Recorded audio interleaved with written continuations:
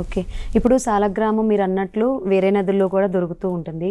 Only Gandaki నదిలో ఉన్న సాలగ్రామాలనే మనం పూజించాలా?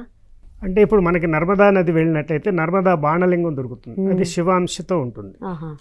అలాగే శోణాముఖి నుంచి శోణం అనే సాలగ్రామం దొరుకుతుంది. అలాగే ఈ అనేక రకాల నుంచి అనేక సాలగ్రామాలు దొరికిన సాలగ్రామము అంటే మటుకి ఈ యొక్క గండకి నది నుంచి లభించిన దాన్నే సాలగ్రామం అంటాము. ఇక నర్మదా నదిలో దాన్ని బాణలింగాలు అంటారు. ఓకే. కాబట్టి సాలగ్రామం అనే మాట ఒక్క గాలి గండకి నదికి మధ్య లభించే విష్ణు సాలగ్రామాలకే చెందుతుంది.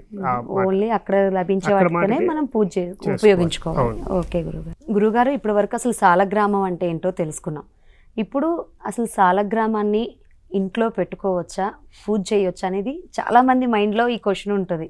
సాలగ్రామం అంటే మహావిష్ణువు తెచ్చుకుందాం చాలామందికి ఉంటుంది. అమ్మో తీసుకొచ్చుకుంటే ఏమైద్దో అన్న భయం ఉంటుంది. అసలు ఇంట్లో పెట్టుకొని పూజించుకోవచ్చా? పూజ విధానం ఏంటి, నియమాలు ఏంటో కూడా చెప్పండి గురుగారు. తప్పకుండా.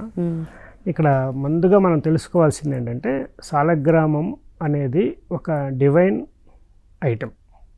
అంటే మనం పూజా ద్రవ్యాలలో వినియోగించే ప్రతి వస్తువులోనూ ఒక దైవికతను మనం గమనిస్తూ ఉంటాం.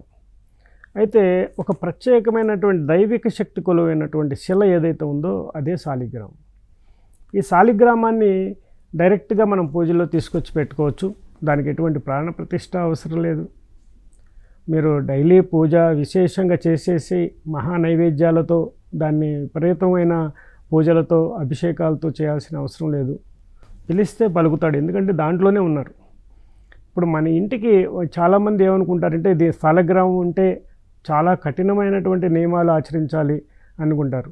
కఠినమైన నియమాలు అంటే ఏంటి అసలు? కఠినమైన నియమాలంటే మీరు శుచిగా శుభ్రంగా ఉండటం. అది కఠినమైన నియమం ఎట్లా అవుతుంది? కాదు కదా. మనం ఒక నియమంగా, ఒక నియమబద్ధతగా, శ్రద్ధగా, భక్తిగా, ఒక ఆచరణాత్మకంగా చేసే విధానమే ఆ నియమం. కాబట్టి మనం పూజ చేసుకోవాలంటే తలస్నానం చేస్తాము. పూజ చేసుకునేటప్పుడు మంచి మడి బట్టలు, లేకపోతే ఒక పట్టు వస్త్రమో, లేకపోతే ఒక మంచి పంచో ఏదో లుంగియో, లేకపోతే మంచి చీర కట్టుకొని పూజలో కూర్చుంటాము. ఇంకా అంతటితో అయిపోతుంది. మీరు ఆచరించాల్సిన నియమం అదే, శుభ్రంగా ఉండటం. ఆ తుడుచుకునే ఆ పూజ గది ఏదైతే ఉందో శుభ్రంగా ఉంచుకోవడం. శుభ్రంగా తుడుచుకుంటాం కదా, ఇవన్నీ మనం చేస్తాము. కానీ కొంతమంది ఏం చేశారంటే వాటిని ఒక నియమంగా, ఒక బద్ధత చేసి, దాన్ని ఒక బంధించినట్లుగా చేసి, దానికి ఒక కమాండింగ్ తీసుకొచ్చి వీటికి కొన్ని నియమాలు ఆపాదించి భక్తులకు దూరం చేయటం జరిగింది.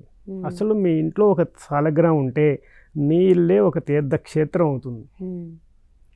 కాబట్టి ఈ తీర్థక్షేత్రాన్ని నువ్వు ఎలా కాపాడుకోవాలి? శుచిగా, శుభ్రతగా, భక్తిగా, శ్రద్ధగా. మనం ఒక అతిథి ఇంటికి వస్తే ఎంత శ్రద్ధగా కూర్చోబెడతాము, చక్కగా వాటర్ తాగుతారని అడుగుతాము. ఆ సమయాన్ని బట్టి టీ, కాఫీ ఏదో ఇస్తాము, టిఫిన్ పెడతాం, భోజనం సమయం అయితే భోజనం ఇస్తాము, ఏదైనా కిళ్ళి అయితే కిళ్ళి ఇస్తాము, లేదా జ్యూస్ అయితే జ్యూస్ ఇస్తాము, మళ్ళీ రాగానే కాళ్ళు కడుక్కోవడానికి చేతులకి వాటికి ఇక్కడ నీళ్ళు ఇస్తాము. ఇలా మనం షోడశోపచార పూజ చేస్తాం ఒక అతిథికి. ఆ షోడశోపచార పూజ మనం దేవతా అర్చనలో చేస్తాం.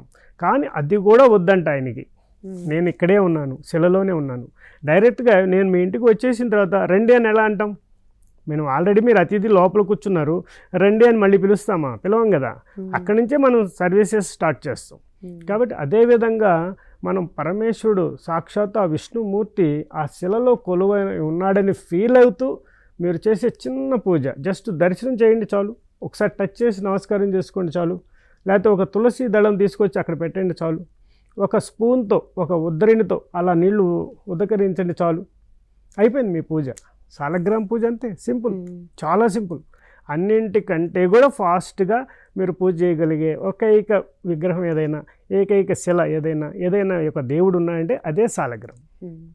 అలాగే మేము కొన్ని తీర్థక్షేత్రాలకు వెళ్ళేటప్పుడు ఈ సాలగ్రామాన్ని కూడా తీసుకెళ్తాం.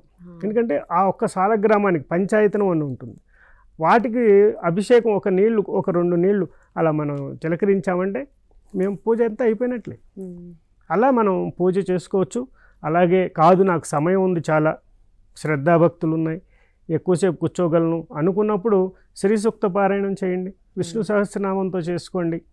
అలాగే సాలగ్రామంలో నిరంతరం విష్ణుమూర్తి కొలువై ఉన్నాడు కదా, నీకు కావాల్సినవన్నీ ఆయన వింటాడు. ఇప్పుడు నీకు ఒకటే నమ్మకం ఉండాలి అక్కడ. దాంట్లో ఒక మన పరమేశ్వరుడు దాంట్లో కొలువై ఉన్నాడు అని నువ్వు ఎప్పుడైతే చేస్తావో మెప్పించే విధానాలు ఏమున్నాయి, కొన్ని అర్చనా విధానాలు, కీర్తన విధానాలు, స్పర్శ చేయొచ్చు, స్మరణం చేయొచ్చు, జపం చేయొచ్చు, ధ్యానం చేయొచ్చు, అభిషేకం చేయొచ్చు, అభిషేక తీర్థం తీసుకోవచ్చు. ఇలా ఎన్నో అద్భుతాలు మనకి సాలగ్రామం ద్వారా రాబోతున్నాయి.